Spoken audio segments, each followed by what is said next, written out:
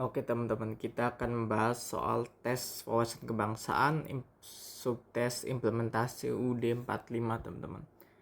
Oke, langsung ke soal nomor 1. Seorang warga negara dilarang melakukan ibadah di rumah pribadinya oleh sekelompok orang dengan alasan tidak memiliki izin rumah ibadah. Jika merujuk pada implementasinya pada pasal 29 ayat 2 UUD 45, tindakan yang paling tepat dilakukan oleh aparat negara adalah A. Meminta warga tersebut berhenti beribadah demi menjaga kondusivitas lingkungan. Opsi A sepertinya tidak tepat teman-teman, karena menyuruh berhenti beribadah jelas bertentangan dengan pasal 29 ayat 2. Untuk opsi B, menyarankan warga tersebut untuk pindah ke wilayah yang lebih toleran. Opsi B juga kurang tepat teman-teman, karena pasal ini menjelaskan mengenai kemerdekaan beribadah teman-teman. Jadi harusnya di tempat manapun setiap orang bisa memiliki hak kemerdekaan untuk beribadah. Yang C, menjamin kemerdekaan warga tersebut untuk beribadah menurut agama dan kepercayaan serta menindak pelaku pelarangan. Nah, ini opsi yang tepat teman-teman. Yang dilakukan oleh aparat negara adalah menjamin kemerdekaan untuk beribadah menurut agama dan kepercayaannya serta menindak pelaku pelarangan. Kita cek terlebih dahulu untuk opsi D yang dan E teman-teman. D, mewajibkan warga tersebut membangun rumah ibadah permanen terlebih dahulu. Ini juga kurang tepat. E, melaporkan warga tersebut ke Kementerian Agama untuk dilakukan pembinaan. Opsi E juga kurang tepat teman-teman. Oke, kita lihat ke pembahasan aja teman-teman. Negara Indonesia berdasar atas ketuhanan yang Maha Esa, namun negara juga wajib menjamin kemerdekaan tiap-tiap penduduk untuk memeluk agamanya masing-masing.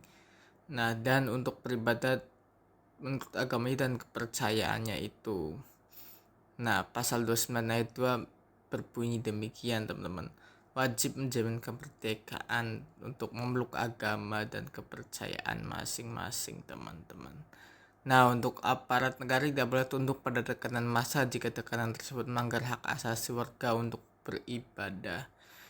Implementasi yang benar adalah negara hadir untuk melindungi individu dalam menjalankan keyakinannya selama tidak melanggar hukum dan ketertiban umum. Jadi jawabannya yang C teman-teman. Menjamin kemerdekaan warga tersebut untuk beribadah menurut agama dan kepercayaannya serta menindak pelaku pelarangan. Oke, next ke soal nomor 2. Pemerintah mengalokasikan anggaran pendidikan di bawah 20% dari APBD karena ingin fokus pada pembangunan infrastruktur jalan. Hal ini memicu protes dari elemen mahasiswa. Secara konstitusional, alasan protes tersebut sangat kuat karena A. Infrastruktur jalan tidak lebih penting daripada pendidikan. Ini kurang tepat teman-teman.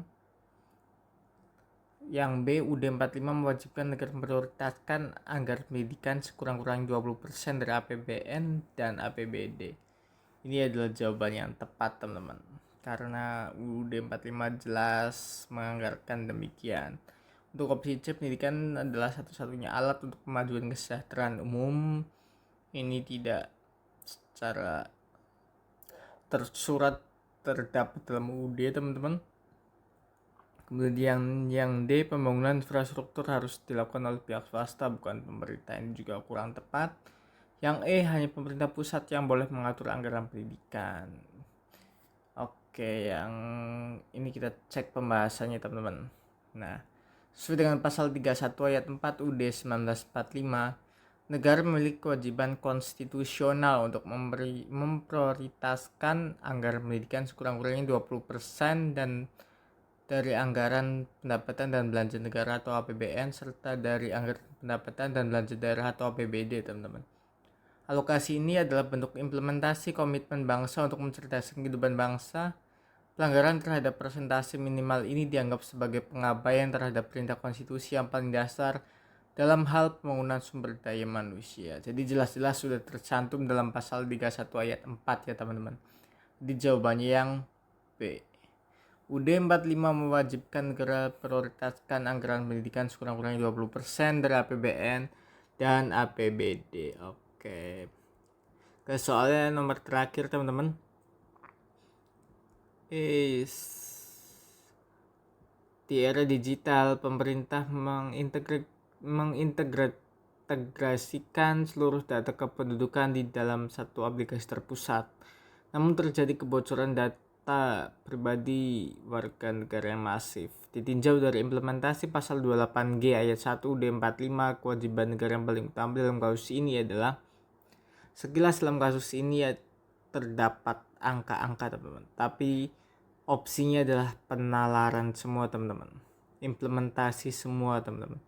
Untuk opsi A, memberikan kompensasi finansial kepada seluruh warga negara. B, mematikan seluruh akses internet untuk mencegah kebocoran lebih lanjut. C, memberikan perlindungan atas diri pribadi, keluarga, kehormatan, martabat, dan rasa aman terhadap ancaman ketakutan. Opsi C seperti yang paling tepat teman-teman dibanding opsi A dan B. Untuk opsi D, menghapus hak warga negara untuk mendapatkan informasi digital kurang tepat. E, mewajibkan warga negara menjaga datanya sendiri tanpa bantuan negara, ini juga kurang tepat teman-teman. Jadi kita bisa pastikan jawabannya yang C teman-teman.